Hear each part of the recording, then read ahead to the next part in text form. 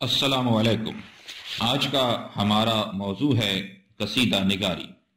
شعری اصطلاح کے طور پر قصیدہ ایسی نظم کو کہتے ہیں جو غزل کی حیت میں ہو اور اس میں کسی کی مدح کی گئی ہو، اس کی مخصوص ترتیب ہو اور اس میں قصیدے کی مخصوص تکنیک استعمال کی گئی ہو۔ یہ صنف حیت کے اعتبار سے غزل سے قریب تر ہے۔ اس کے پہلے شعر کے دونوں مصرے آپس میں ہم قافیہ ہوتے ہیں، جبکہ باقی اشعار کے دوسرے مصرے میں قافیہ موجود ہوتا ہے۔ غزل کے برعکس قصیدے میں ہر شعر معنوی طور پر دوسرے شعر سے منسلک ہوتا ہے۔ قصیدے میں اشعار کی تعداد پر اختلاف ہے۔ بعض علماء کے نزدیک اس میں اشعار کی کم سے کم تعداد 21 ہے، زیادہ سے زیادہ اشعار کی کوئی قید نہیں۔ قصیدے کی زبان اپنا مخصوص لہجہ رکھتی ہے، جس کے اندر لفظی شکوہ اور ایک خاص قسم کا وقار اور متانت موجود ہوتی ہے۔ قصیدے کو عموماً 5 اجزاء میں تقسیم کیا جاتا ہے: تشبیب، گریز، مدح، مدعا، دعا۔ تشبیب سے قصیدے کی ابتدا ہوتی ہے۔ عربی زبان میں تشبیب عشقیہ مضامین کے لیے استعمال ہوتی تھی، لیکن عموماً تشبیب میں موضوع کی کوئی پابندی نہیں۔ ندرت خیال، تخیل آرائی، زور بیان اور شکوہ لفظی تشبیب کا حسن ہے۔ اس کا انداز غزل سے ملتا ہے۔ ایک قصیدے کی تشبیب دیکھیں: ساون میں دیا پھر مہ شوال دکھائی، برسات میں عید آئی قدح کش کی بنائی، کرتا ہے ہلال ابروئے پرخم سے اشارہ، ساقی کو کہ بھر باد سے کشتی تلائی، ہے عکس فگن جام بلوری سے مے سرخ، کس رنگ سے ہوں ہاتھ نہ مے کش کے ہنائی، یہ جوش ہے باراں کہ افلاک کے نیچے، ہووے نہ ممیز کرے ناری و مائی۔ اس میں بہار، ساون، حسن و عشق، علم و فن، دنیا کی تلخیاں، اخلاقیات، غرض ہر قسم کے مضامین پر طبع آزمائی کی جاتی ہے۔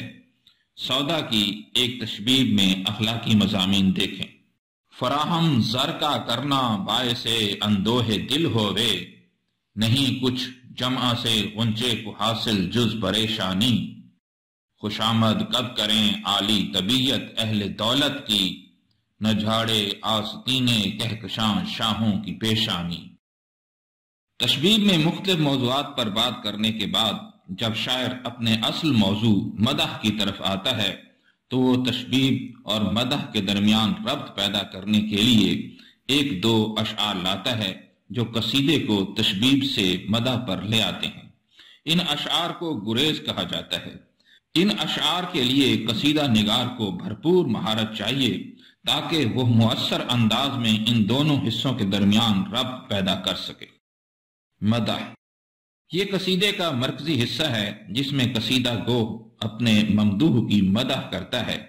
اس حصے میں ممدوح کی خوبیاں بھرپور انداز میں بیان کی جاتی ہیں۔ مبالغہ آرائی اردو قصیدے کی مدح کی اہم خصوصیت رہی ہے۔ ممدوح کی خصوصیات کو خوب بڑھا چڑھا کر اس حصے میں بیان کیا جاتا ہے۔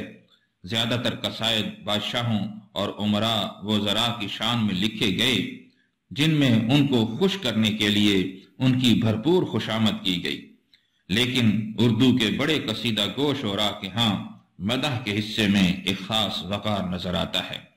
ممدوح کی شان کے مطابق باروب، پرشکوہ اور پرتمکنت الفاظ کا استعمال مدح کو باوقار بناتا ہے۔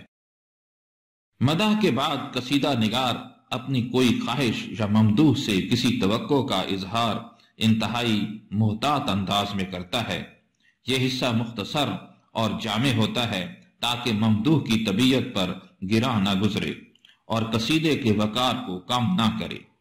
بعض قصیدہ گو شعراء نے اس کو اپنے قصیدے سے حذف کر دیا ہے، اسی لیے کئی علماء اس کو قصیدے کے اجزاء میں شامل نہیں کرتے اور بعض نے اسے دعا میں شامل کیا ہے۔ دعا یہ قصیدے کا آخری حصہ ہے جس میں شاعر اپنے ممدوح کو دعا دیتا ہے اور بعض اوقات دعا کے ساتھ انعام و اکرام کی خواہش بھی ظاہر کرتا ہے، کیونکہ یہاں پر قصیدے کا اختتام ہو رہا ہوتا ہے، اس لیے اس حصے کا مؤثر ہونا ضروری ہے۔ غالب کے ایک قصیدے کے دعائیہ اشعار دیکھیں جو انہوں نے بہادر شاہ ظفر کے لیے لکھے۔ میری تنخواہ کیجئے ماہ بے ماہ، تا نہ ہو مجھ کو زندگی دشوار، ختم کرتا ہوں اب دعا پہ کلام، شاعری سے نہیں مجھے سروکار، تم سلامت رہو 1000 برس، ہر برس کے ہوں دن 50,000۔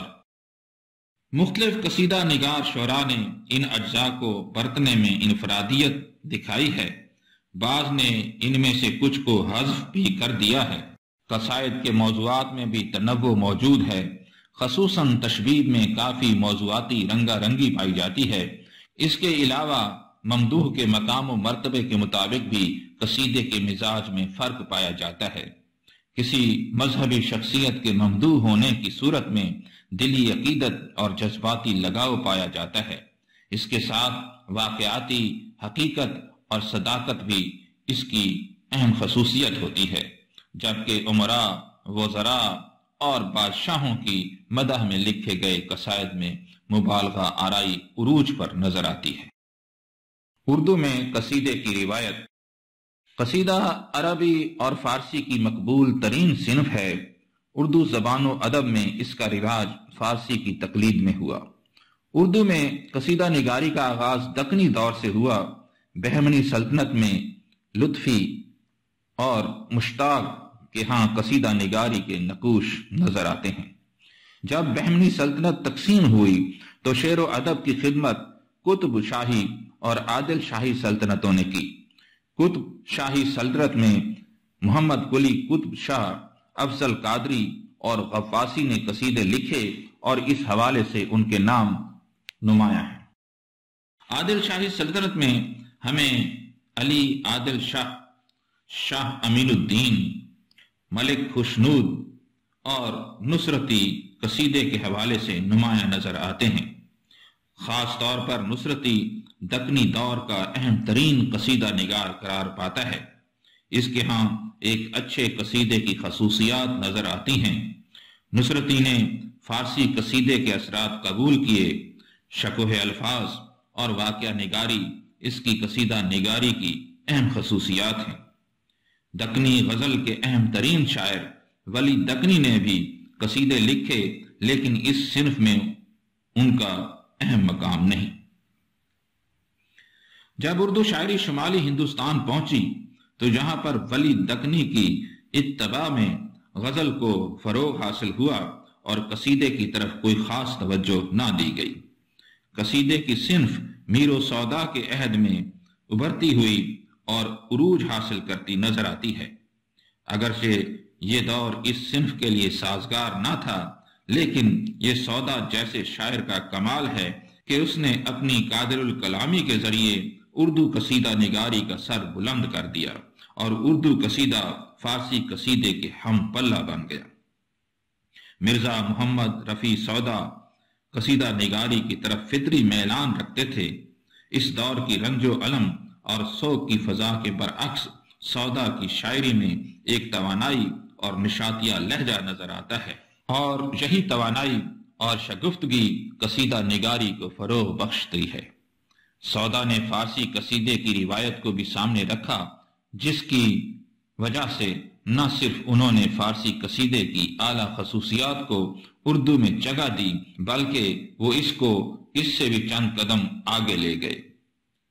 زور بیان، بلندی خیال، شکوہ الفاظ، باوقار اور باروب لہجہ سودا کے قصیدے کی اہم خصوصیات ہیں۔ سودا نے اردو قصیدہ نگاری کو اس مقام تک پہنچا دیا جس کو اس کا نقطہ عروج کہا جا سکتا ہے۔ نہ ہی اس سے پہلے اور نہ بعد میں کوئی شاعر قصیدہ نگاری میں اس مقام تک پہنچ سکا۔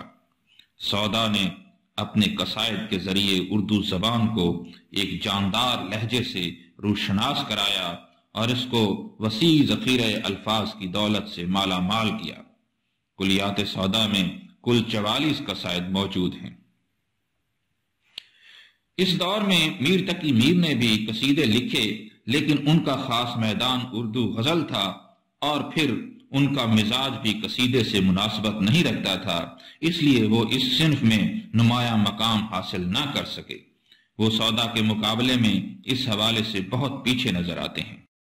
لکھنؤ میں اگرچہ درباری ماحول تھا، لیکن وہاں پر قصیدے کی صنف کی طرف کوئی خاص توجہ نظر نہیں آتی، اس لیے وہاں پر اگر قصیدے لکھے بھی گئے تو وہ قابل توجہ نہیں۔ سودا کے بعد جو شاعر قصیدہ نگاری میں سب سے اہم نظر آتا ہے وہ محمد ابراہیم ذوق ہے۔ ذوق کے استاد شاہ نصیر بھی ایک اچھے قصیدہ گو تھے، ان سے بھی انہوں نے فیض حاصل کیا۔ پھر سودا کی اردو قصیدہ گوئی ذوق کے سامنے تھی، اس سے بھی انہوں نے فائدہ اٹھایا، لیکن ذوق کے قصیدوں میں ایک انفرادی شان نظر آتی ہے۔ اگرچہ ان کے قصیدے سودا کے معیار کو نہیں پہنچتے، مگر ان کے قصائد زبان و بیان کے حوالے سے منفرد شان لیے ہوئے ہیں۔ ذوق شاہی دربار سے خصوصی تعلق رکھتے تھے، ان کو بہادر شاہ ظفر کا استاد ہونے کا اعزاز حاصل تھا۔ دربار سے یہی وابستگی ان کی قصیدہ نگاری کا باعث بنی۔ ان کے تقریباً تمام قصائد بادشاہوں کی مدح میں لکھے گئے ہیں۔ ذوق ایک عالم شخص تھے، اس لیے ان کے قصائد میں علمیت نمایاں ہے۔ مختلف علمی اصطلاحات اور مباحث ان کے قصائد میں جا بجا نظر آتے ہیں۔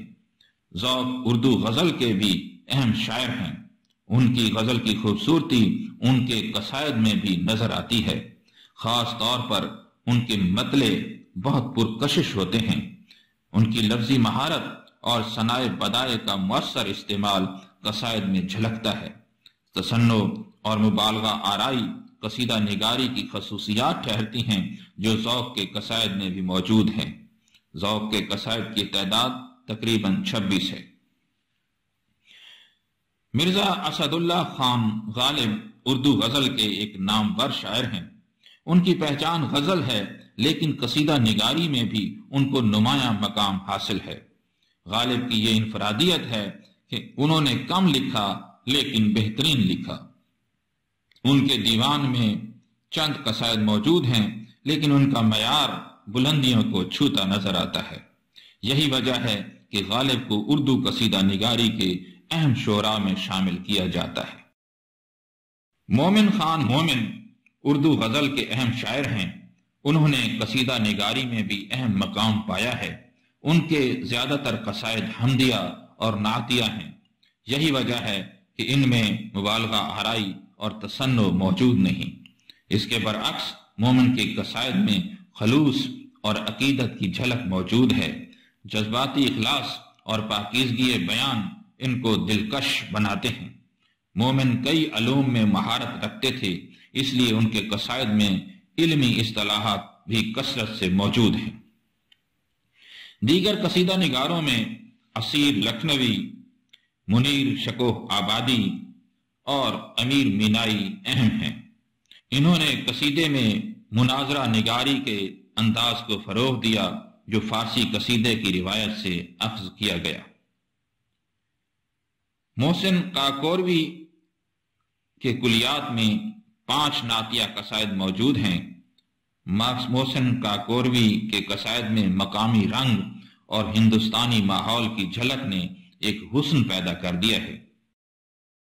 قصیدے کی صنف میں اسماعیل میرٹھی، صفی لکھنوی، محشر بدایونی اور دیگر شعراء نے بھی اپنا حصہ ڈالا، لیکن یہ صنف بادشاہی اور درباری مزاج رکھتی ہے، اس وجہ سے اس کے لیے جدید دور سازگار نہیں رہا اور یہ زوال کا شکار ہو گئی۔